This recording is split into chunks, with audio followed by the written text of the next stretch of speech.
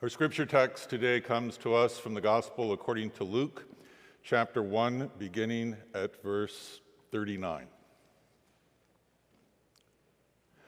In those days, Mary set out and went with haste to a Judean town in the hill country, where she entered the house of Zechariah and greeted Elizabeth. When Elizabeth heard Mary's greeting, the child leaped in her womb.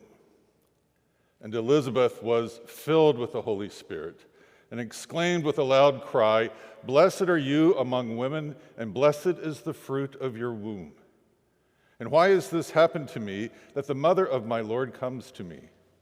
For as soon as I heard the sound of your greeting, the child in my womb leaped for joy.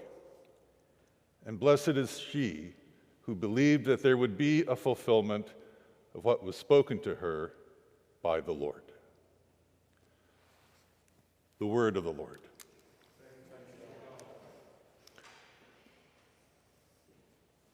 Holy God, protect us from thinking that these holy narratives are too familiar. By your Spirit, startle us with more truth of the Savior who has come for us all. For we ask it in his name. Amen.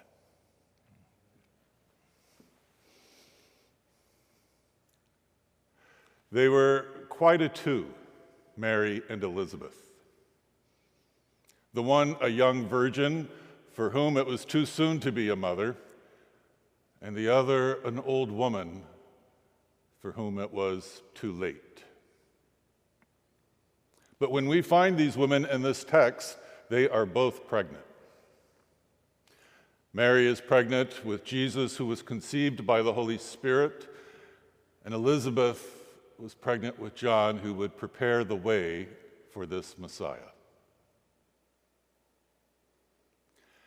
After years and years and years of waiting, and no doubt praying, all to no avail,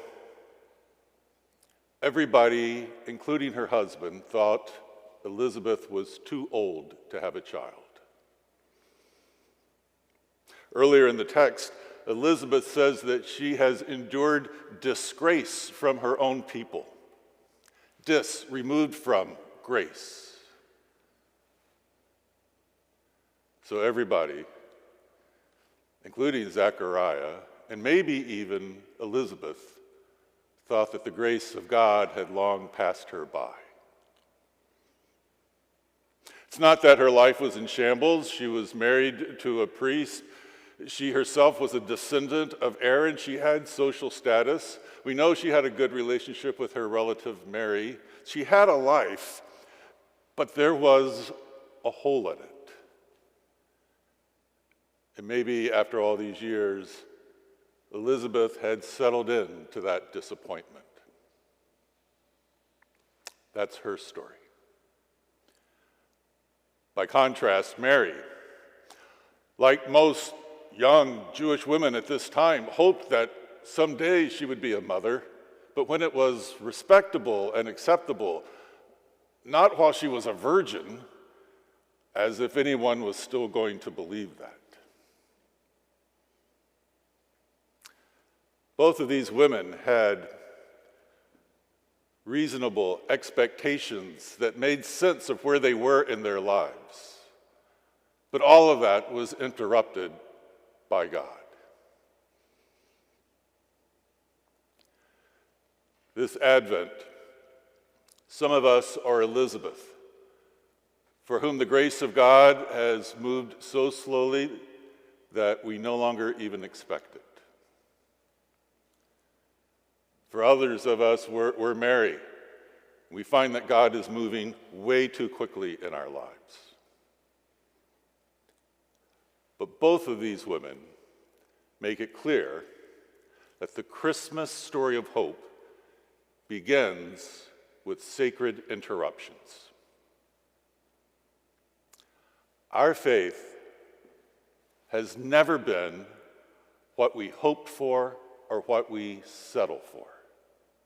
It has always been about God's intent on breaking into our lives in God's timing to bring salvation, even salvation from our plans and salvation from our despair, especially the plans and despair of the world.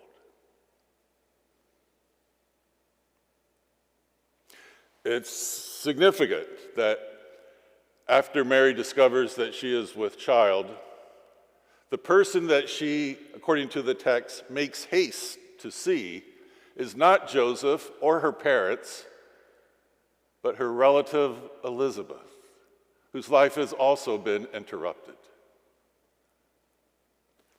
This is how community begins, with people coming together to tell their different stories about their drama with God. The Renaissance painters often depicted this scene of Mary coming to Elizabeth.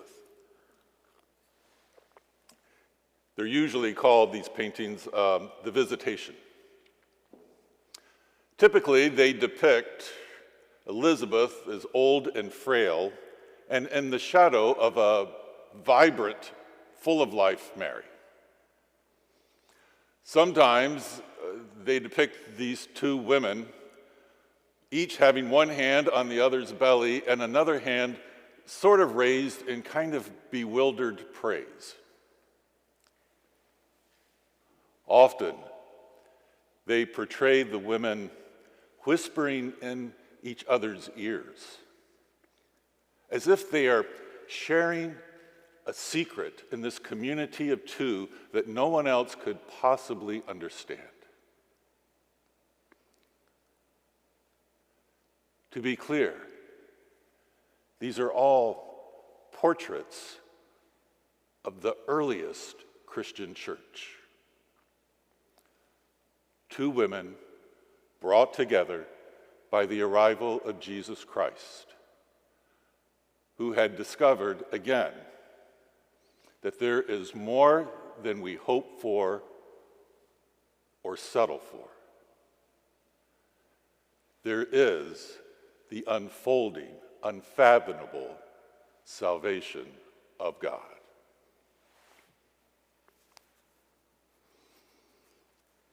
The text tells us twice, actually, that when Mary arrived to greet Elizabeth, that the child within Elizabeth leapt up for joy.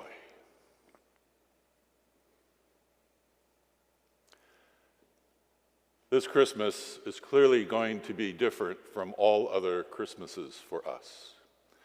There will not be a lot of public gathered leaping for joy. But if you use these weeks of Advent to prepare for the coming of a Savior, to watch for it, to pray for it, to let the Holy Spirit whisper startling news in your ear, then for you too, something deep within you will leap for joy and prepare you to receive more salvation than you know.